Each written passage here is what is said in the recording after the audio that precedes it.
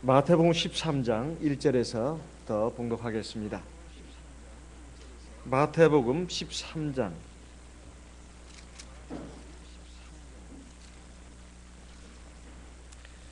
마태복음 13장 1절.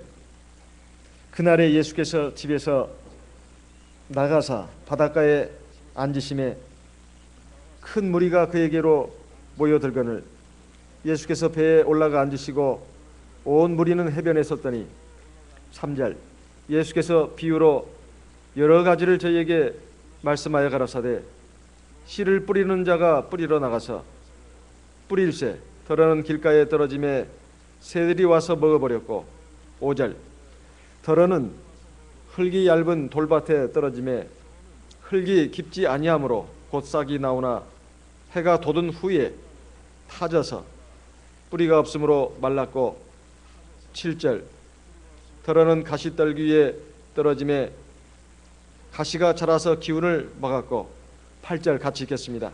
덜어는 좋은 땅에 떨어짐에 혹 100배 혹 60배 혹 30배의 결실을 하였느니라. 9절.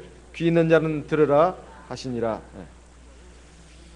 우리가 신앙생활하는 목적, 그리고 하나님께서 우리를 불러주신 목적은 영원한 하나님 나라에 들어가서 영원한 생명과 영원한 행복을 누리도록 하기 위해서입니다.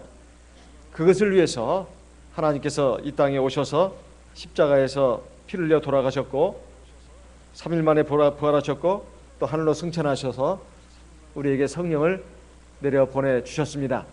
그리고 오늘 우리에게 이렇게 생명의 말씀, 은혜와 진리의 말씀이 있는 성경을 주셨습니다. 성경에 있는 말씀들은 우리가 하나님 앞에서 영원한 생명을 얻고 영원한 행복을 얻기 위해서 어떤 믿음을 가져야 되고 어떤 길로 가야 되고 어떤 사람이 되어야 되는가 하는 것을 가르쳐주는 말씀입니다. 특별히 마태복음 13장은 우리가 하나님 나라, 즉 천국에 가기 위해서 꼭 알아야 될 귀중한 진리를 우리에게 비유로서 말씀하고 있습니다. 마태복음 13장에는 총 7가지 비유가 나옵니다. 처음에 씨 뿌리는 비유에서부터 시작해가지고 그 다음에 가라지 비유, 겨자씨 비유, 누룩 비유, 그리고 감추인 보화 비유, 값진 진지 비유, 마지막으로 그물 비유가 나옵니다. 그물 비유. 이것을 통해서 마치 우리의 신앙생활이 씨 뿌리는 데서부터 시작해가지고 마지막에 바닷가에서 그물을 던져서 거기에 있는 물고기를 잡고 거기에서 좋은 물고기는 취하고 나쁜 물고기는 버리는, 즉 하나님의 심판을 우리에게 알려주고 있습니다. 그래서 마태복음 13장의 이 비유의 말씀들은 우리가 유심히 마음을 기울여서 살펴보고 은혜를 받아야 될 귀한 보석 같은 진리들이 많이 들어있습니다. 그 가운데서 맨 먼저 씨 뿌리는 비유에서부터 우리가 한번 살펴보도록 하겠습니다. 이 비유의 말씀은 우리가 일상생활에서, 우리 인간 생활에서 흔히 볼 수 있는 그러한 것을 소재로 해가지고 주님께서 우리에게 말씀하셨습니다. 그래야 진리의 말씀이 생생하게 우리에게 전달될 수 있고 또 비유가 여러 가지 함축하고 있는 의미들이 많이 있습니다. 먼저 그 씨 뿌리는 비유에서 왜 주님께서는 이 씨 뿌리는 비유를 맨 먼저 우리에게 말씀하셨는가 하는 것에 대해서 우리가 생각해 볼 필요가 있습니다. 사실 하나님을 우리가 믿고 하나님 나라를 향해서 가는 하나님의 백성이 되려면 제일 중요한 것이 하나님의 말씀에 대한 우리의 마음의 자세, 이것이 굉장히 중요합니다. 굉장히 중요하다 이 말이에요. 어떤 사람은 하나님의 말씀을 직접 듣지도 않았습니다. 그냥 인생의 허망함에 대해서, 허무함에 대해서 듣고 큰 깨달음을 얻고 내가 하나님을 믿어야 되겠다 이렇게 생각해가지고 하나님을 믿기로 생각하는 사람도 있습니다. 근데 어떤 사람은 주옥 같은 완전한 하나님의 진리,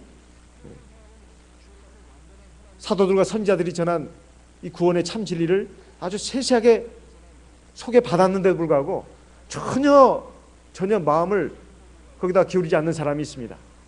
아무리 교회 데려와서 지금 이게 성령 받고 사도교회처럼 방학기도 하는 광경을 봐도 이게 뭔 짓인가 뭐 이렇게 생각하고 아무런 감흥이 없는 사람이 있는가 하면 그저 인생의 허망함에 대해서 그 얘기 듣고도 충격을 받아가지고 내가 하나님을 믿어야 되겠다 이렇게 나온 사람도 있습니다. 사람의 마음이라는 것이 아주 가지각색이다 이걸 느낄 수가 있습니다. 그리고 하나님 앞에서 참 구원을 받아가지고 신앙생활하고 있는 성도들을 할지라도 마음밭이 다 똑같지 않습니다. 여기서 씨 뿌리는 비유에서 나타나는 네 가지 형태, 길가, 그 다음에 돌밭, 가시덤불이 있는 밭, 그리고 좋은 옥토, 이것은 사람의 마음 상태를 말하는 겁니다. 그리고 씨는 하나님의 말씀을 말합니다. 진리의 말씀을 말해요. 은혜와 진리의 말씀, 생명의 말씀을 씨앗으로 비유하고 있습니다. 저도 신앙생활을 하면서 그리고 많은 분들이 신앙생활을 하는 모습을 보면서 이 씨 뿌리는 비유를 맨 먼저 주님께서 말씀하신 이유를 절감할 때가 한두 번이 아닙니다. 한두 번이 아니에요. 아무리 하나님의 말씀을 받아 먹어도 어떤 사람은 변화되고 삶이 바뀌고 하나님의 은혜와 능력을 체험하면서 사는 생산적인 삶이 있는가 하면 어떤 사람은 아무리 하나님의 말씀을 받아 먹어도 돌밭 같은 그러한 사람도 있고 그리고 길가 같은 사람도 있고 그리고 가시덤불 같은 그런 마음에 가진 그 상태도 있습니다. 그리고 또 옥토라 하더라도 좋은 땅이라 하더라도 또 사람마다 또 다릅니다. 여기 보면 30배 혹 30배 옥토라 하더라도 혹 60배 혹 100배의 결실을 거둔다.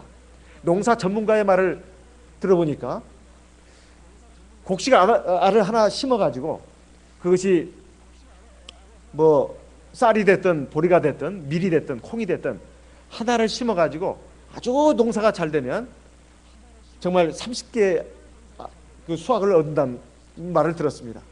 그리고 좀 더 좋은 수확을 거두면 60배. 그리고 최고로 정말 농사를 잘 지었을 때는 곡식 하나를 심어가지고 100개가 열린다는 겁니다. 그 벼이삭도 마찬가지예요. 잘 열리면 100개가 열린다는 거예요. 그리고 그래도 농사가 잘 됐으면 한 30개. 그래서 좋은 땅이라고 하는 것도 이렇게 구분된다는 것입니다. 자, 그러면 주님께서 이 씨 뿌리는 비유를 말씀하신 것은 하나님의 말씀에 대한 하나님의 진리의 말씀, 하나님의 생명과 은혜의 말씀에 대한 우리의 반응, 그것은 바로 우리 마음에 있습니다. 그 마음을 하나의 밭으로 비유를 했다는 것입니다. 그런데 옛날에 이스라엘에서는 농사를 지을 때 어떻게 지었나 하면은 밭에다가 막 씨를 뿌리는데 바람이 불 때를 주로 이용한답니다. 옛날에는 땅은 많고 사람은 적었으니까 어떻게 일일이 그걸 다 심겠습니까? 그리고 이양법이니 또는 뭐 그런 거 있잖아요. 모판에 먼저 이렇게 재배를 한 다음에 하는 거, 이런 것이 아직 발달이 못할 때였습니다. 그래서 씨를 갖다가 바람이 불 때 주로 막 그 공중을 향해서 흩날린다는 겁니다. 그러면 씨앗이 그냥 막 사방대 떨어진다는 거예요. 그것도 이제 힘에 겨우면은 씨 자루를 만들어 가지고 나귀에다가 그걸 싣습니다. 그리고 그 씨자루 밑둥을 갖다가 구멍을 내는 거예요. 그래가지고 나귀 엉덩이를 찰싹 때리면은 나귀가 깜짝 놀래가지고 이리 뛰고 저리 뛰고 하면서 거기서 씨앗이 막 뿌려진다는 거예요. 참 신기하죠? 비행기로 씨앗 뿌리면 더 훨씬 나을 텐데 옛날에 비행기가 있을 리가 없으니까 그 나귀를 이용해가지고 그렇게 했다는 겁니다. 그러다 보니까 씨앗이 꼭 좋은 땅에만 떨어지는 게 아닙니다. 밭과 밭 그 이랑 사이에 있는 그 이랑을 갖다가 사람들이 다니고 나귀가 다니고 그래가지고 단단해지는 그 길가 같은 땅에도 떨어지고, 길에 떨어지는 것이 아니라 그 길가라고 하는 것은 이랑과 이랑 사이에 사람들이 다니는 길을 말하는 겁니다. 거기에도 씨앗이 떨어진다는 거예요. 그리고 돌짝밭에도 떨어지고 그리고 가시덤불 밭에도 떨어지고 좋은 그 부드러운 옥토에도 떨어지고 이렇게 씨앗이 곡으로 떨어지는데 맨 먼저 길가에 떨어진 씨앗에 대해서 주님께서는 말씀하셨습니다. 그 길가에 떨어졌다고 하는 것은 사람들이 다니는 길, 짐승들이 다니는 길입니다. 그래서 아주 단단한 땅이다 이 말이에요.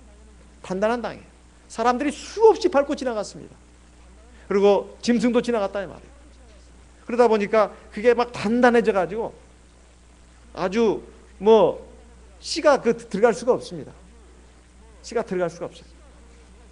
많은 사람들이 지나다 보니까 굳어지고, 그리고는 이제 다치고, 이런 땅을 갖다가 길가와 같은 그러한 땅이라고 말하는 것이고, 그것은 사람의 심령이 그런 사람들이 있다는 것입니다. 그래가지고 마음이 다쳤어요. 굳은 마음이 됐어요. 그리고 고집스러운 마음도 되고 교만한 마음이 됐다. 이렇게 굳어지고 단단해진 땅에는 아무리 주옥 같은 하나님의 말씀, 생명의 말씀이라 하더라도 아무 효과가 없습니다. 왜냐하면 여기 주님의 말씀에 의하면 새들이 와서 먹어버렸다 이렇게 되어 있는데, 주님은 이 친절하게 씨 뿌리는 비유에 대해서만큼은 해설까지 해놓으셨습니다. 그래서 씨 뿌리는 비유는 참 이해하기가 쉬운 그런 비유예요. 18절 19절 말씀을 읽어보겠습니다. 마태복음 13장 18절 19절. 그런즉 씨 뿌리는 비유를 들으라. 19절 같이 읽겠습니다. 아무나 천국 말씀을 듣고 깨닫지 못할 때에는 악한 자가 와서 그 마음에 뿌리운 것을 빼앗나니 이는 곧 길가에 뿌리운 자요. 이 악한 자는 마귀를 말하는 거죠. 마귀를 말하는 겁니다. 그리고 씨앗은 천국 말씀이라고 분명히 여기에 가르쳐 주시고 있습니다. 그런데 똑같은 이 비유의 말씀이 누가복음 8장에도 있고 마가복음 4장에도 있습니다. 누가복음 8장에 보면 마태복음 13장 4절에 뿌릴새 더러는 길가에 떨어지며 새들이 와서 먹어버렸고 이렇게 되어 있습니다. 새들이 와서 먹어버리고. 그런데 누가복음 8장 5절에 뭐라고 되어 있는지 한번 보겠습니다. 누가복음 8장 5절 같이 읽어보겠습니다. 누가복음 8장 5절 같이 읽어보겠습니다. 씨를 뿌리는 자가 그 씨를 뿌리러 나가서 뿌릴새 더러는 길가에 떨어짐에 밟히며 공중의 새들이 먹어버렸고, 여기 보니까 누가복음에는 조금 더 자세하게 설명하는 부분이 있습니다. 밟힌다는 말이 있어요. 마태복음에서는 새들이 와서 먹어버렸다는 말만 있는데 여기에 보니까 밟히며 이런 말이 있습니다. 무슨 말일까요? 길가에 떨어진 씨는 사람들이 그 씨앗이 떨어져 있어도 밟고 지나간다는 뜻입니다. 그러니까 돌멩이, 자갈, 흙, 다른 일반적인 흙과 아무런 가치를 비교할 수 없을 정도로 어이구 저 아까운 씨앗이 저기에 떨어졌네, 그게 아니에요. 길가에 떨어진 씨는 사람들이 와서 그냥 밟고 지나가 버린다는 겁니다. 새들이 와서 먹는 것도 있지만 사람들이 그냥 밟고 지나가 버린다는 거예요. 그러니까 아무런 값어치가 없는 그런 진리가 된다는 뜻입니다. 진리는 굉장히 귀한 진리인데 보석보다 더 귀한 그 진리의 말씀이고 생명의 말씀인데, 길가에 떨어진 그 진리, 그러니까 사람의 마음이 길가 같은 마음을 가진 그 사람의 마음에 떨어진 그 진리의 말씀이라고 하는 것은 아무 값어치 없는 말씀처럼 사람들에 의해서 짓밟혀 버린다는 뜻입니다. 그럼 왜 이렇게 길가 같은 땅이 됐는가? 거기에 대해서 우리가 살펴볼 필요가 있습니다. 첫째는 그 사람 자신의 경험 때문에 그렇습니다. 자기의 그 살아온 그 삶의 과정이 하나의 그 경험이 됩니다. 경험이라고 하는 것은 사람에 있어서 참 중요하고 값어치가 있습니다. 좋은 겁니다. 그렇지만 그 경험이 꼭 좋은 것만은 아니에요. 왜냐하면 사람이 살면서 경험할 수 있는 경험이라고 하는 것이 거기에 한계가 있습니다. 사람이 세상을 살아가면서 경험하는 것은 두 가지가 있는데, 하나는 직접 경험, 하나는 간접 경험입니다. 직접 경험이라고 하는 것은 자기가 몸소 겪어서 체득하는 것을 직접 경험이라고 합니다. 간접 경험은 자기가 경험하지 않았지만 남들이 경험한 것을 자기가 경험한 것처럼 받아들이는 것을 간접 경험이라고 합니다. 그런데 사람들은 대부분 다 직접 경험에 의해서 자기 생각이 굳어지고 자기 가치관이 서고 자기 고집이 생깁니다. 자기 판단 기준이 생긴다 이 말이에요. 그래가지고 자기가 경험하는 것이 사실은 이 세상의 모든 삶에 일어나는 양상들을 갖다가 다 경험하는 것이 아닌데도 불구하고 자기의 좁은 틀, 그 삶의 여건, 그 안에서 경험한 걸 가지고 마치 뭐 전부를 아는 것처럼 생각을 한다 이 말이에요. 그것이 객관적인 것이 아니라 주관적인 것으로 자리 잡는 경우가 많이 있습니다. 그래서 경험이라고 하는 것은 좋은 것이긴 하지만 판단의식이 흐려지기 쉽다 이거예요.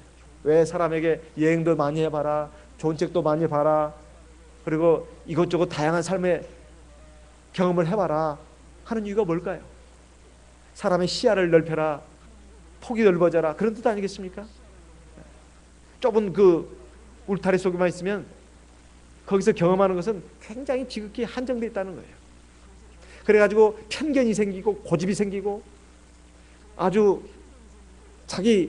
자기만의 주관으로 그냥 딱 자리 잡은다 이 말이죠. 그러면 치우친 생각을 한다는 뜻입니다. 나중에 고집만 남는다 이 말이죠. 그래서 이것은 굉장히 위험하다는 겁니다.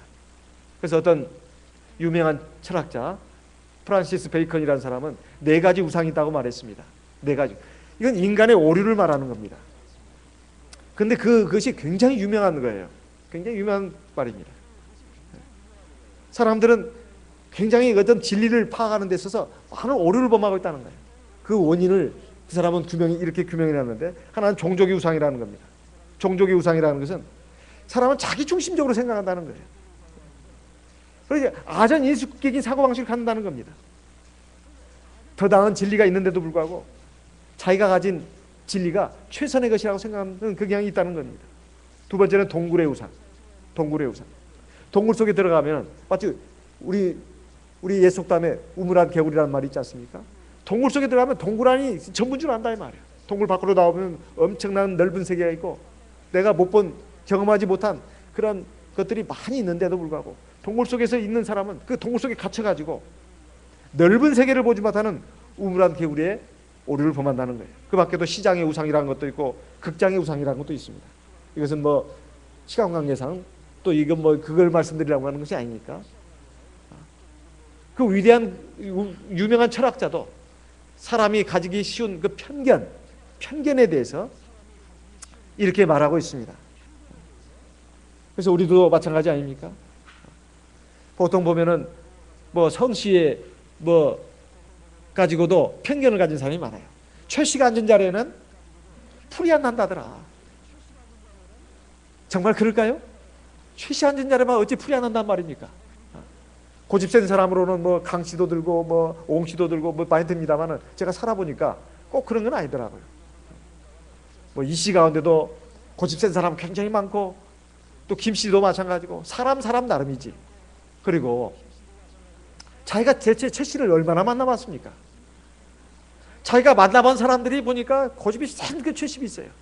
어떤 제약회사에서는 최 씨 고집으로 만든 약이니까 많이 쓰시라고 이렇게 뭐 말도 하는데, 과연 이것들도 보면은 굉장히 그 편견을 갖고 있다는 거 아니겠습니까? 우리 일상생활에도 보면은 이런 편견들이 굉장히 많이 있잖아요. 그리고 또 지역적으로도 편견 가진 경우가 얼마나 많습니까? 제가 오산교회 1년 심우할 때 경상도 출신의 집사님 4분이 계셨는데 그분이 그런 얘기를 했습니다. 부산에서 얼마 살 때 장사도 하고 뭐 이렇게 하고 또 하는데 어떤 분이 그랬대요. 전라도에서 왔냐고. 자기 보고 전라도에서 왔냐고 그러더래요. 그러니까 전라도 사람은 믿지 못하겠다는 거죠.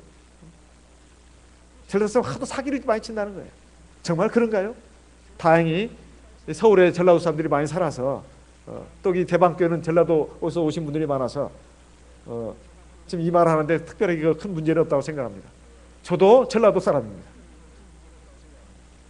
저는 몰랐습니다. 전라도 사람에서 이렇게 안 좋은 그 감정을 갖고 있는 줄을 몰랐다 이 말이에요. 전라도 사람에 대한 그 편견, 또 경상도 사람에 대한 편견도 또 그게 못지 않습니다. 경상도 사람은 이렇더라 저렇더라. 경상도 남자는 굉장히 무뚝뚝하더라.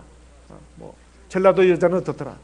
뭐 이러면서도 충청도 사람에 대한 편견, 서울 사람에 대한 편견, 이런 것들이 우리 마음속에 이렇게 자리 잡았는데 보면은 거의 다 자기가 그 몇 사람 만난 거 가지고 체험한 거 가지고 그래서 좋은 느낌을 받았으면은 뭐 그런갑다 합니다. 근데 안 좋은 느낌은 굉장히 아주 심각한 영향을 끼칩니다. 그래가지고 전라도 사람들은 정말 사기꾼들이야, 막 이렇게 말한다거나 이런 식의 그 생각을 가진다 이 말이에요. 이것도 굉장히 위험한 생각입니다. 위험한 생각이에요. 제가 서울에서 학교 다닐 때 기숙사 생활을 했었습니다. 그때도 뭐 몇 년마다 무슨 대통령 선거만 있다면 이제 또 지역이 갈립니다. 그 우수한 학생들도. 그래가지고 그때 막 하면은 이제 후배들 가운데 그래요. 제 이름을 대면서 아니 우리 형님 누구를 보라고, 전라도 분이라고. 전라도 사람이 다 그런 거 아니다 하면서 제 이름을 이제 들었다고 합니다. 저도 뭐 그래서 참 이렇게 소위 배웠다고 하는 사람들도 이 모양이니 참 나라가 걱정된다, 이런 생각이 들었습니다. 그 다음에 뭐 보통 보면은 뭐 그러지 않습니까? 세상 사람들 하나도 믿을 사람 없다. 다 그런 건 아니지 않습니까? 그리고 남자는 다 늑대다. 남자가 어떻게 다 늑대가 될 수 있냐 말이에요. 그럼 결혼을 왜 합니까? 늑대하고. 여자는 다 여우다. 여자가 다 여우가 될 수가 있나요? 여우 같은 여자가 있죠. 그리고 결혼을 왜 하자 이 말이에요. 이런 식의 어떤 편견, 이것은 자기가 안 좋은 일 경험한 것을 갖다가 그것을 하나의 그 자기의 어떤 신념으로 딱 그 자리를 잡게 하는 것입니다. 그러면서 편견이 생긴다 이 말이에요. 이것이 얼마나 위험한 것이냐 이 말입니다. 마가복음 9장에 보면 예수님의 제자들이 벙어리 귀신 들린 사람, 아들을 둔 아버지의 그 부탁을 못 들어줬습니다. 그때 예수님은 세 제자와 함께 변화산상에서 기도하고 내려오셨는데 그 벙어리 귀신 들린 그 아이의 아버지가 주님 앞에 나와서 무릎을 꿇고 선생님 제발 우리 아들을 좀 구원해 주십시오. 제가 자주 물에도 넘어집니다. 제가 선생님 제자들에게 우리 아들 좀 고쳐달라고 말했더니 못 고치디다. 하지만 선생님 하실 수만 있다면 내 아들을 좀 고쳐주십시오. 주님이 하신 말씀이 할 수 있거든요. 무슨 말이냐, 믿는 자에게는 능치 못할 일이 없다. 그 말씀을 하신 이유는 자기 이렇게 해보고 저렇게 해봐도 안 되더라 이 말이에요. 그것이 쉽게 말하면 자기의 어떤 그 경험으로 자리 잡습니다. 아, 기도해도 안 돼. 기도해도 안 돼. 뭐 교회 나가면 될 수 있는 줄 알아? 자기의 어떤 그 실패한 그 신앙생활에 그걸 갖다가 하나의 그 고차가 된 그 쉽게 말하면 그 진리처럼 그게 전부인 것처럼 생각을 하고 뭐 하나님 앞에 기도한들 뭐 별 수 있겠어? 주님, 뭐 선생님 그렇습니다. 어떻게 하실 수만 있다면 좀 해주십시오. 우리가 그래서야 되겠냐 이 말이에요. 지금까지 우리가 살아온 길, 그리고 하나님 앞에서 신앙생활하는 것을 갖다가 한번 주도 면밀하게 판단해 볼 필요가 있습니다. 평가해 볼 필요가 있다 이 말이에요. 지난날은 실패했어도 지금 내가 마음을 새롭게 해서 심기일전해 가지고 하나님 앞에 참 마음과 온전한 믿음으로 그리고 간절한 기도로 하나님 앞에 한번 내가 매달려야 되겠다. 내 편견, 내 고집, 내 주관 다 땅에 내려놓고 하나님 앞에 온전한 마음으로 한번 매달려 봐야 되겠다. 그랬을 때 하나님의 성령이 임하고, 그리고 그랬을 때 하나님의 능력이 임하는 겁니다. 역사가 임하는 거예요. 뭐 기도해봐도 안 돼. 그런 사람이 기도할 때 대체 얼마나 마음을 기울여서 기도할까요? 이제 그런 분들은 특징이 뭐냐? 죽을 지경이 돼야 이제 그때는 막 눈물 콧물 흘리면서 기도합니다. 그런 분들의 특징이 그거예요. 그때 가서는 막 정신없이 기도를 하거든요. 그러기 전까지는 자기 생각이 많이 있습니다. 자기 지난날의 실패 경험이 많이 있어가지고 기도를 하더라도 마음을 다 기울이질 않아요. 믿음을 100% 섞어서 하지 않고 불신앙도 그냥 섞어가지고 짬뽕이 돼가지고 기도를 한다 이 말이에요. 그러니 그런 기도에 어찌 하나님이 역사를 하실 수 있겠냐 이 말입니다. 그러니까 그 아이 아버지가 주님의 말씀을 듣고는 주여 내가 믿나이다. 나의 믿음 없는 것을 도와주소서. 마가복음 9장 14절 이하에 있는 말씀입니다. 그러니까 지금 깜짝 놀라는 거 아니에요? 그래가지고 저도 저 정말 주님 믿습니다. 그렇지만 마음은 다 안 믿어지는 거예요. 지금 말하고 마음하고 이게 유리가 되어 있습니다. 주여 내가 믿나이다. 그렇지만 내가 믿음 없는 걸 안다 이 말이에요. 나 믿음 없는 것을 도와주십시오. 도와주십시오. 그러니까 주님께서 그에게 믿음을 넣어주신 거 아니에요? 믿음 없는 것도 하나님께 구해야 합니다. 구해야 돼요. 하나님 나 믿음이 너무 부족합니다. 믿음 주십시오. 그럼 하나님 믿음 주십니다. 어떤 경로를 통해서든 간에 믿음을 갖게끔 인도하신다 이 말이에요. 내 그 알량한 그 고집, 그 어리석은 그 판단, 그 좁은 그 경험, 그 편견을 갖다가 그냥 박살을 내는 사건을 만나게 하신다 이 말이에요. 아, 내가 정말 아무것도 아니구나. 내가 정말 교만하고 어리석었구나. 이걸 처절하게 깨달을 수 있는 그런 그 사건을 만나게 하신다 이 말이에요. 그때서야 이제 완전히 깨집니다. 그래가지고 하나님 앞에 막 그냥 완전히 엎드려져 가지고 기도를 한다 이 말이에요. 그럼 하나님 역사가 일어납니다. 그러는 가운데서 하나님이 윤리를 깨달아요. 첫째, 하나님 살아계신다. 두 번째, 하나님 앞에 참음과 온전 믿음으로 서야 된다.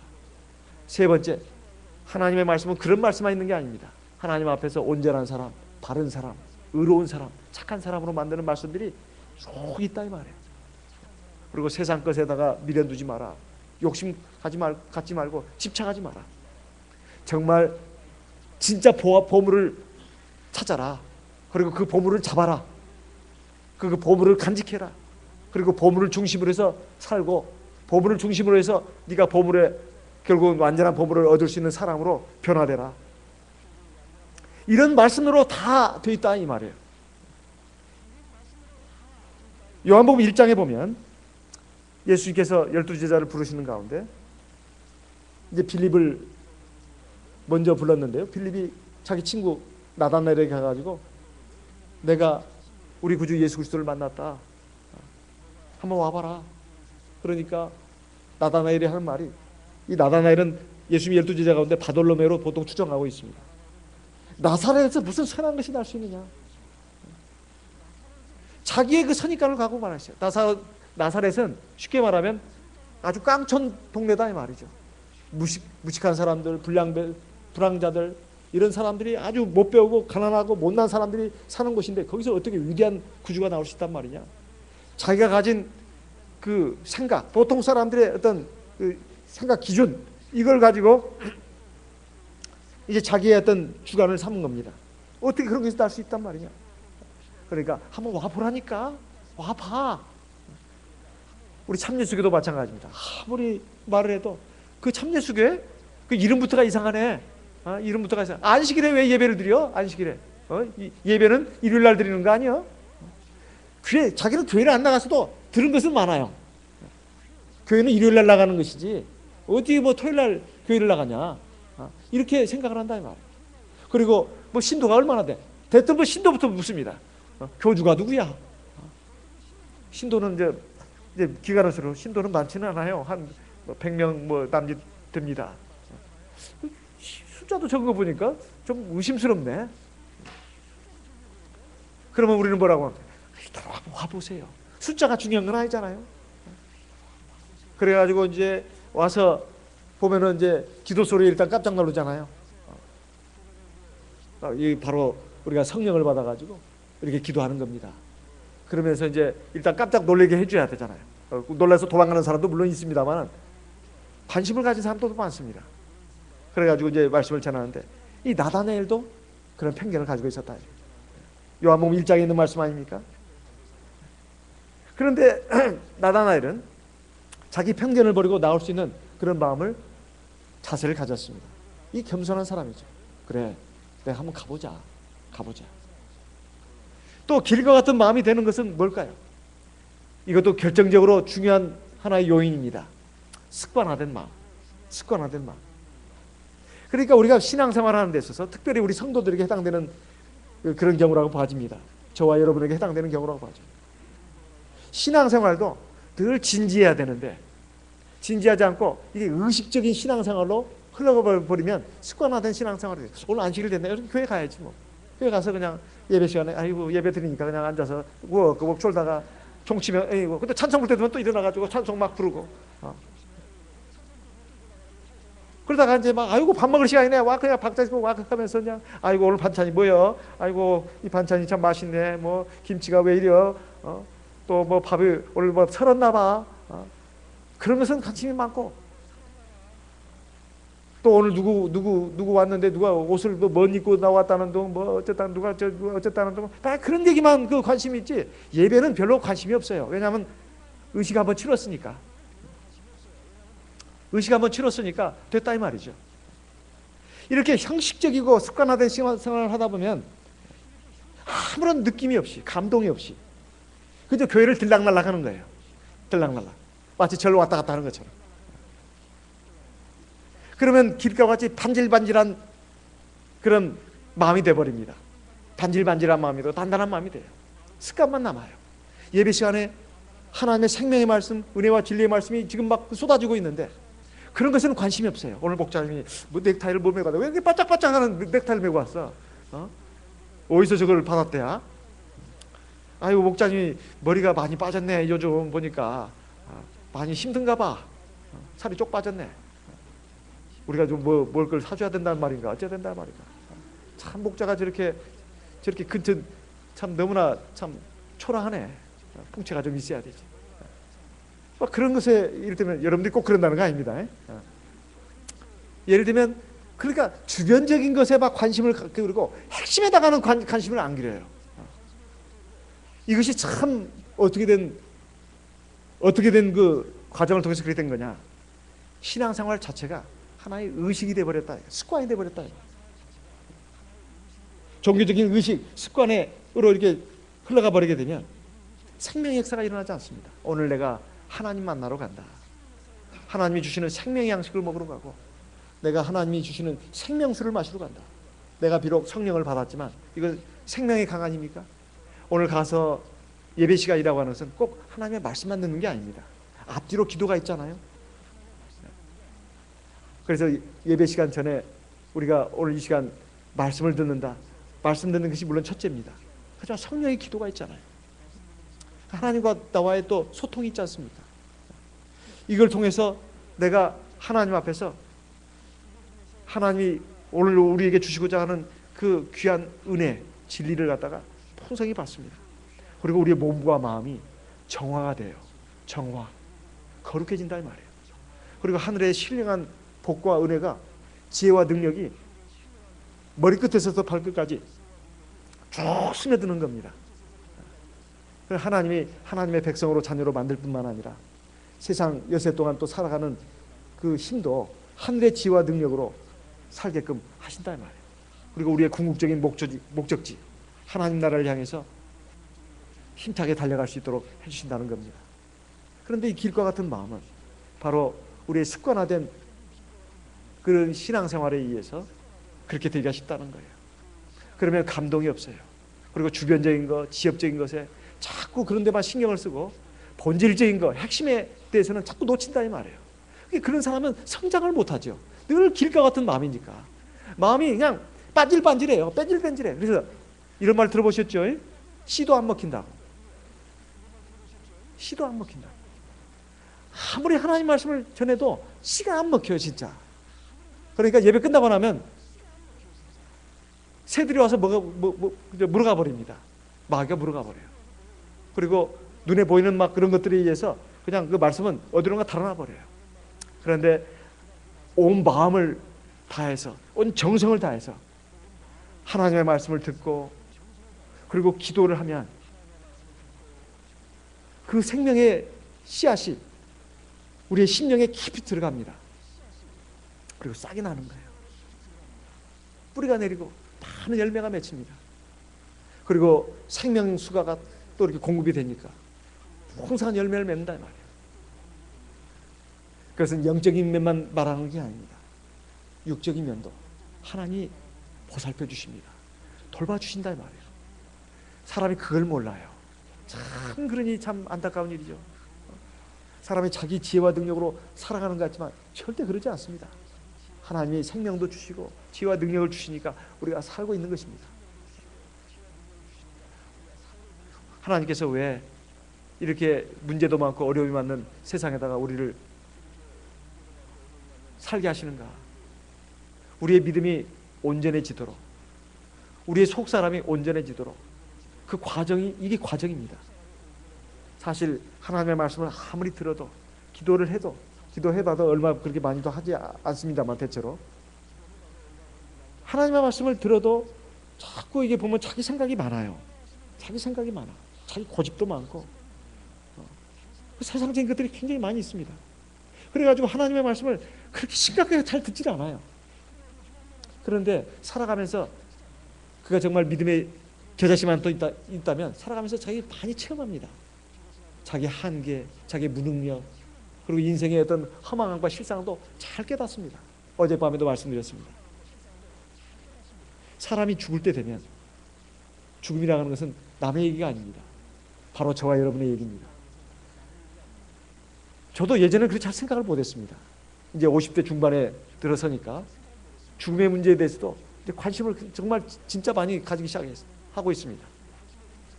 죽는다고 생각을 해보니까 내가 뭘 생각해야 되나, 그러면서 내가 죽을 때 어떻게 죽을 것인가 그런 것도 생각을 해보고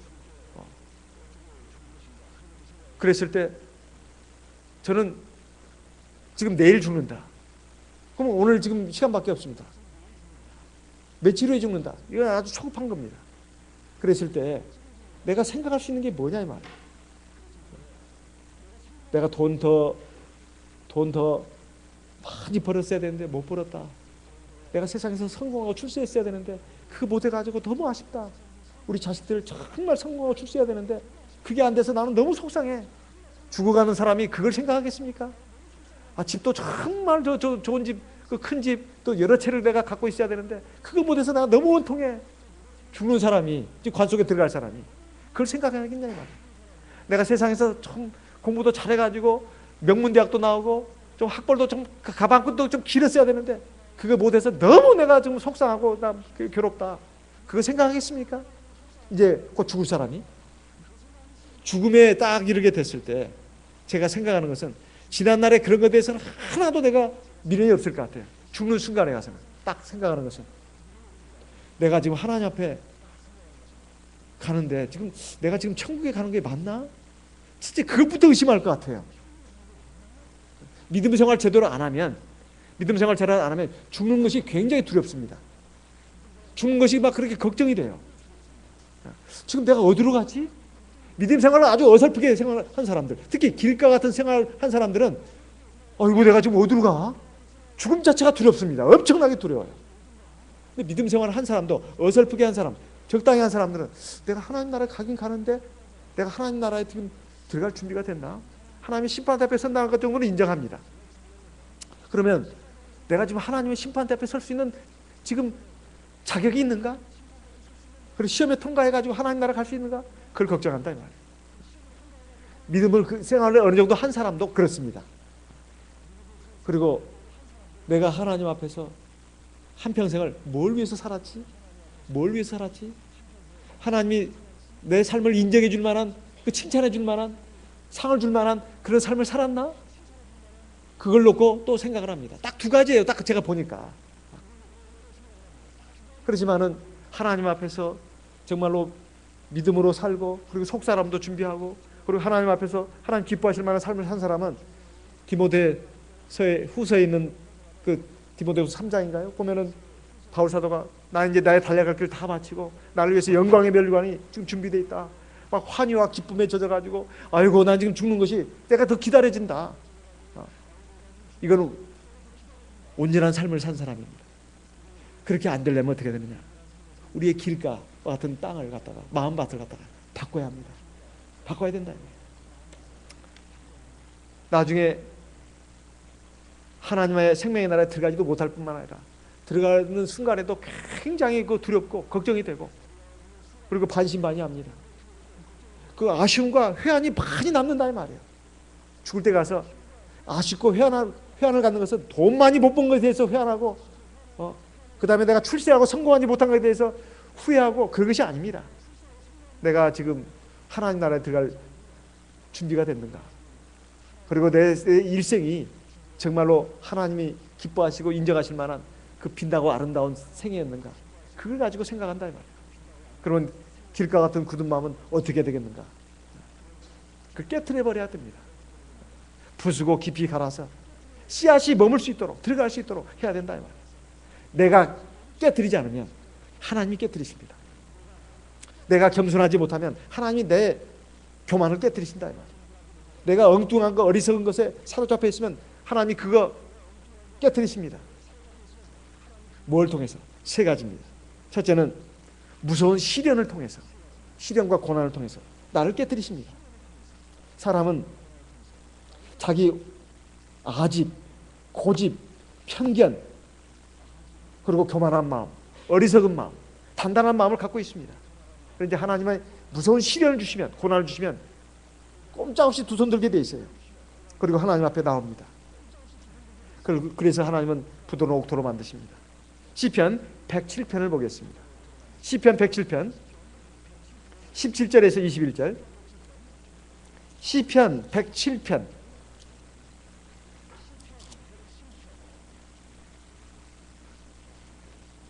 시편 107편 17절. 미련한 자는 저희 범거와 죄악의 연고로 곤란을 당하며. 18절. 저희 혼이 각종 식물을 싫어하여 사망의 문에 가깝도다. 19절. 이에 저희가 그 근심 중에서 여호와께 부르짖으며 그 고통에서 구원하시되. 20절 같이 읽겠습니다. 저가 그 말씀을 보내어 저희를 고치사 유경에서 건지시는도다. 21절. 여호와의 인자하심과 인생에게 행하신 기이한 일을 인하여 그를 찬송할지어다. 미련한 자는 길가와 같은 땅, 그런 마음을 가진 사람을 말합니다. 그 미련한 사람이죠. 근데 하나님이 불같은 시험, 고난을 주시면 그때서야 하나님 앞에 막 울부짖고 부르짖습니다. 그러면 하나님께서 말씀을 보내가지고 그를 깨우쳐 주신다는 거예요. 그리고 그 위경에서 건져내신다는 거예요. 그때 그는 깨닫습니다. 아, 정말 하나님의 말씀을 내가 잘 받아들여야 되는구나. 받아들여야 되는구나. 지금까지는 내 고집, 편견, 그 알량한 그 경험 이런 걸 그 기준으로 해가지고 자꾸 하나님의 말씀을 튕기기만 했다 이 말. 튕기기만 했다. 그리고 어떤 말씀은 받아들이고 어떤 말씀은 안 받아들여요. 취사 선택하는 겁니다. 이렇게 되는 것도 결국 자기 한계에, 자기 수렁에 빠진다 이 말이에요. 그래서 하나님은 그 우리의 인간의 어리석음, 교만함을 깨뜨리기 위해서 우리 인도하시는 겁니다. 그리고 그런 가운데서 하나님의 살아계심, 하나님의 능력, 하나님의 법도, 말씀을 갖다가 배우게 하십니다. 이스라엘 백성들을 광야에서 40년 동안 겪게 하신 것도 그겁니다. 각종의 삶의 경험을 겪게 하면서 낮아지게 하고 사람이 떡으로만 사는 것이 아니고 하나님의 입으로 나오는 모든 말씀으로 사는 것을 깨닫게 하기 위함이라고 신명기 8장에 기록되어 있습니다. 하나님께서 너희를 이 40년 동안 광야 길을 걷게 하신 것이 무슨 이유인 줄 아느냐? 바로 그 이유 때문이다. 우리가 살아가면서 여러 가지 많은 일들을 경험합니다. 일도 해야 되고 공부도 해야 되고 그리고 결혼해서 자식도 낳아보고 또 키워보고 여러 가지 인생의 쓴맛, 단맛, 괴로운 맛, 즐거운 맛 다 경험하게 합니다. 그러는 가운데 우리가 우리 하나님에 대해서 믿음을 갖게 되고 하나님의 말씀이 정말 생명의 말씀이고 은혜와 진리의 말씀이구나. 이 말씀을 내가 꼭 받아들이고 이 말씀을 따라서 내가 살아야 되겠다. 그리고 그 말씀에 합당한 사람이 돼야 되겠다. 이런 결심도 하게 되고 그런 방향으로 나가게 되고 사람이 점차 완성되어 나가는 것입니다. 시편 107편에 말씀은 이제 그렇게 또 우리에게 시련과 고난을 통해서 우리를 고치신다고 나와 있습니다. 또 하나님의 말씀이 우리를 깨뜨립니다. 우리를 깨뜨린다. 히브리서 4장 12절 말씀을 같이 읽어보겠습니다. 히브리서 4장 12절. 히브리서 4장 12절 말씀을 같이 읽어보겠습니다. 하나님의 말씀은 히브리서 4장 12절. 하나님의 말씀은 살았고 운동력이 있어 좌우의 날선 어떤 검보다도 예리하여 혼과 영과 및 관절과 골수를 찔러 쪼개기까지 하며 또 마음의 생각과 뜻을 감찰하나니. 13절. 지으신 것이 하나라도 그 앞에 나타나지 않음이 없고 오직 만물이 우리를 상관하시는 자의 눈앞에 벌거벗은 것 같이 드러나느니라. 하나님의 말씀이 우리의 잘못된 거 이것을 갖다가 깨트립니다. 깨트린다 말이에요. 그래가지고 아주 잘게 곱게 부수고 깨트려가지고 옥토와 같은 마음으로 바꿔주는 거예요. 그래서 하나님의 말씀을 우리가 예배 시간에도 우리가 주기적으로 정기적으로 듣습니다만은 꼭 매일매일 단 한 장이라도, 단 한 줄이라도 하나님의 말씀을 먹어야 합니다. 그 먹는 가운데 내 여러 가지 마음, 그 생각, 이것이 바로 잡힙니다. 제가 이번에 목자 연수에 가보니까 전주교회에서는 그렇게 하고 있다고 들었습니다. 그 목자들이 다 보고를 하거든요. 성직자들은 하루에 성경 3장을 무조건 읽어야 되는 거예요. 임직자들은. 그러니까 장로, 집사, 임원들 무조건 3장 이상 읽어야 돼요. 그래서 1년에 성경을 한 번 읽도록. 그리고 기도는 하루에 20분 이상. 20분 이상. 평신도는 성경을 하루에 한 장씩 다 읽어야 된다는 거예요. 그리고 기도는 10분 이상. 그것도 최소한으로 잡았다고 저는 생각합니다. 최소한으로. 저희 대방교도 그렇게 해야 되지 않을까 그런 생각도 지금 하고 있습니다. 그리고 서울의 어떤 교회에서는 안식일 오전 예배, 오후 예배 드리고 나서 그리고 다 가지 않고 거기서 또 소그룹 모임을 한다는 거예요. 그래가지고 예배 시간에 들었던 말씀을 가지고 다시 리뷰하는 거죠. 리뷰, 복습. 지난 한 주 동안 생활과 해가지고. 그래서 몇 시에 가느냐? 4시 반에 끝납니다. 오후 예배가 2시부터 3시 반까지 끝나고 나면 3시 반에서 4시 반까지 1시간 동안 그 그룹별 모임을 한다는 거예요. 그래가지고 이제 구역장이 들어가든 조장이 들어가든 그래가지고 다 그렇게 한다는 겁니다. 하나님 말씀 먹고도 그거 가지고 충분하지 않다는 거예요. 오후에 또 같이 이제 서로 성경 공부를 하고 믿음의 교제를 가지는 시간을 가진다는 거예요. 이건 참 건전한 방향이라고 생각이 됩니다. 참 건전한 방향. 우리가 우리 일생을 갖다가 하나님의 백성으로서 믿음의 삶이 되도록 해야 되겠습니다. 그러려면 안식일도 우리가 계획해서 잘 지켜야 할 뿐만 아니라 평상시에 우리의 생활이 정말 경건한 성도로서의 생활이 되어야 됩니다. 일반 교회, 성령도 없고 진리도 없다고 하는 일반 교회도 경건한 사람들이 굉장히 많습니다. 그 사람들 성경 읽는 것도 그냥 그것도 성에 안 차가지고 아예 그냥 필사를 해요. 그래가지고 이제 시력이 점점 나빠지는데 어떤 70대 일반 교회 다니는 어떤 노인 할머니는 성경을 읽는 거 가지고도 안 돼가지고 1년에 성경을 몇 번을 쓴다는 겁니다. 그래가지고 손자한테도 주고 읽는 것보다도 쓰는 것은 더 심혈을 기울여야 되잖아요. 그 말씀을 쓰면서 더 깊이 들어가지 않습니까? 어떤 분은 우리 교회 어떤 분입니다. 제가 대전에 3년 심의 활동하네. 자기는 성경을 읽을 시간이 없기 때문에 성경 요즘은 녹음 파일이 돼 있어요. 녹음 파일이. 그래서 운전하면서 듣는다는 거예요. 운전하면서 듣는다는 겁니다. 그래가지고 그것을 갖다가 성경 읽기로 해가지고 내는 분도 있습니다. 또 어떤 분은 컴퓨터에 들어가면은 그것도 게임이 있다고 그래요. 성경을 그 타자로 이게 치는 거죠. 타자로 치는 거예요. 그래가지고 그것을 기록으로 내기도 합니다. 그러면 성경을 읽으면서 성경을 들으면서 정말 많은 것을 깨닫는다는 거예요. 어떤 방법이든 간에 이렇게 경건하게 살고자 하는 그런 분들이 참 우리 교회도 적지 않이 있습니다. 일반 교회도 많아요. 특히 우리 대방교회 성도님들 신앙의 뿌리가 굉장히 깊고 연륜이 오래되신 분들입니다. 그렇다 하더라도 늘 그 어린아이 같은 마음으로 초심으로 돌아가서 우리가 신앙생활을 해야 합니다. 저도 마찬가지입니다. 초심으로 돌아가서 일을 해야 된다. 그래서 우리가 신앙의 어떤 그 경주를 바른 자세로 그리고 기본기를 바로 세우면서 우리가 나가야 되겠습니다. 세 번째, 성령의 단비가 내려야 합니다. 성령의 단비가 내려야 돼요. 사실 굳은 땅이라고 하는 것은 비가 자꾸 내려야 돼요. 그래야 굳은 땅이 물컹물컹해집니다. 물이 들어가니까. 그건 뭘까요? 시편 65편 10절 말씀을 보겠습니다. 시편 65편 10절. 시편 65편 10절 같이 읽겠습니다. 시편 65편 9절 10절 9절 10절 같이 읽겠습니다. 시편 65편 9절 10절 같이 읽겠습니다. 땅을 권고하사 물을 대어 심히 윤택케 하시며 하나님의 강에 물이 가득하게 하시고 이같이 땅을 예비하신 후에 저에게 곡식을 주시나이다. 10절 주께서 밭고랑에 물을 넉넉히 대사 그 이랑을 평평하게 하시며 또 단비로 부드럽게 하시고 그 싹에 복 주시나이다.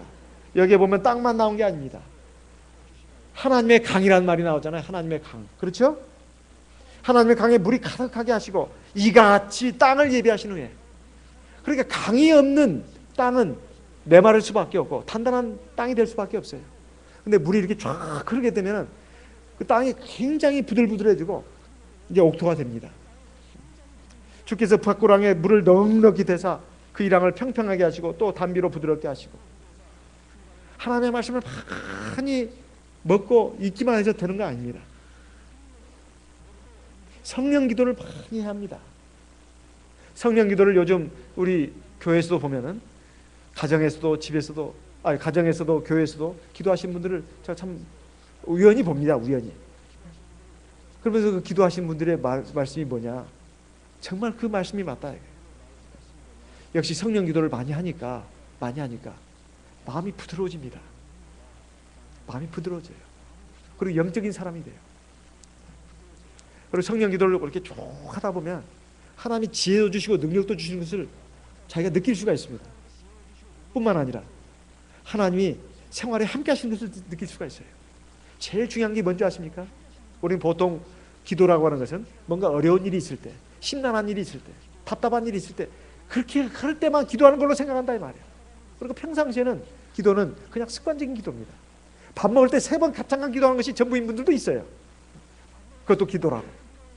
심지어는 생각하는 것을 기도라고 생각하는 사람도 있습니다. 굉장히 위험한 생각입니다. 굉장히 위험한 생각이에요. 마음속으로 생각하는 것이 기도다. 그 궤변입니다. 궤변이에요. 그런 사람은 하나님의 말씀을 잘 깨닫지를 못해요. 그리고 자기 생각으로 하나님 말씀인 것처럼 생각을 합니다. 그러니까 엉뚱한 말들을 자꾸 한다 이 말이에요. 하나님 입에서 나오는 말씀 하나님 말씀 같지만 하나님 말씀이 아닙니다. 자기 생각이에요. 우리가 성령을 받은 하나님의 백성이라면, 우리 영적인 사람이 되려면 성령을 받고 그냥 내버려 두면 안 됩니다. 그것이 강물이 되게 해야 된다. 어떻게 강물이 돼야 되겠습니까? 쭉 흘러야 됩니다. 처음에는 무릎에 닿고 발목에 오르고 무릎에 닿고 허리에 오르고 일전적 청량에 갈수록 그게 강물이 됐다고 했습니다. 청량에 가는 것은 시간도 말하는 것이고 과정도 말하는 겁니다. 잠깐 기도하는 거 가지고 강물이 될 수가 없습니다. 그냥 발목에 차는 물이죠. 자기 욕심대로 자기 생각대로 사는 거예요. 보십시오. 물이 발목에 오르면 그래도 애들도 뛰어서 놉니다. 자기 생각대로 자기 의지대로 산다 이 말이에요. 그냥 강물이 되면 자기 의지대로 못 삽니다. 그 강물에 의해서 막 휩싸여 간다 이 말이에요. 성령에 충만해지게 되면 굉장히 기쁩니다. 그리고 즐거워요. 어떤 어려움과 고통도 이겨낼 수 있는 힘도 생깁니다. 하나님이 또 실제로 그 고통과 어려움도 해결해 주십니다. 그 시간 문제예요. 시간 문제예요. 그래서 우리가 성령의 기도를 많이 할 필요가 있어요. 그런 가운데 내 마음이 그 강팍했던 마음, 그리고 고집스럽고 그리고 아주 단단했던 마음이 부드러운 땅이 됩니다. 부드러운 땅이 돼요. 우리가 사람들 앞에서 겸손해라, 그리고 진실해라 그런 말 할 필요도 없는 지경이 됩니다. 성령을 의지한 기도를 많이 하게 되면 하나님을 영적으로 많이 대면하니까 그러는 가운데 하나님의 말씀도 많이 깨닫고 자기 마음도 변화가 됩니다. 그런데 기도를 잘 하지 않고 어떤 시급한 때나 어떤 다급한 일이 있을 때만 기도하는 사람들은 신앙도 그런 신앙이에요. 그런 신앙이에요. 그리고 더 이상 어떻게 성장을 못합니다. 성장을 못하고 늘 난쟁이 상태로 있어요. 자기는 모르죠. 자기는 몰라. 근데 하나님은 아십니다. 그리고 영적으로 이렇게 그 우월한 위치에 있는 분들이 보면 눈에 확 띄입니다. 그게 저 사람들 기도하지만 안 하고 있구나. 하나님 말씀 제대로 안 듣고 있구나. 딴 생각하고 있구나. 그리고 기도 생활을 잘 안 하고 있다. 그의 말과 행동을 보면 거의 다 나타납니다. 그건 하나님이 정확하게 판단하시는 거죠. 그런 상태에서는 역사가 일어나지 않습니다. 하지만 성령의 기도를 많이 하게 되면 처음에는 좀 힘이 듭니다. 좀 힘이 들어요. 그리고 어떤 때는 의무감으로라도 내가 하는 것 같은 생각이 들어요. 하지만 하다 보면은 성령의 기도를 안 하면 마치 꼭 아침밥 안 먹은 것 같아. 밥 한 끼 굶은 것 같습니다. 그리고 삶이 너무 막 답답하고 힘든 거예요. 하지만 성령 기도를 하면 너무 기쁘고 즐거운 겁니다. 그리고 하나님이 함께 하신 것을 느낄 수가 있어요. 성령 기도를 지금 꾸준히 많이 하는 분들은 지금 제 입에서 나오는 말씀이 하나님의 말씀인 것을 압니다. 저건 에리사 목자님의 개인적인 생각이다.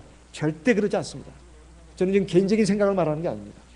하나님의 이름으로 하나님의 말씀을 지금 대언하고 있는 겁니다. 여러분, 이제 하나님의 말씀을 자꾸 감상만 하지 마시고 그 표고로 만들어가지고 벽에만 걸어놓지 마시고 그걸 한번 시행해 보시기 바랍니다. 우리의 길가는 깨트려야 합니다. 깨트려야 돼요. 내가 깨트리지 않으면 하나님이 깨트리십니다. 하나님이 깨트리시기 전에 내가 깨트리는 것이 더 좋지 않겠습니까? 예? 하나님이 깨트리는 것은 이제 하나님이 곡괭이로, 호미로, 삽으로 막 깨트리는 건데 얼마나 아픈지 몰라요. 얼마나 힘이 드는지 모릅니다. 그렇게 시련과 고난을 당하고 부드러운 땅이 되기 전에 내가 자각해서 내가 겸손한 마음으로, 통회하는 마음으로 하나님 말씀을 듣고 그래 맞아, 내 마음이 부서지고 내 고집스럽고 교만한 것 이것이 막 깨져야 합니다. 깨지고 정말 부드러운 마음이 돼야지. 이제 자존심 그리고 헛된 거 이거 다 집어 팽개치고 내가 정말 어린애 같은 마음으로 신령한 젖을 내가 사모해야 되겠다. 이런 마음으로 우리가 나간다면 하나님 나라가 바로 그의 것입니다. 하나님 나라는 꼭 죽어서 가는 나라가 아니라 이 세상에서부터 우리가 하나님 나라를 체험해야 되는 겁니다. 그런 옥토가 돼서 30배, 혹 60배, 혹 100배의 많은 결실을 거두는 축복받는 하나님의 백성 되시기를 예수님의 이름으로 기원하는 바입니다. 잠깐 묵도하겠습니다. 할렐루야. 아멘.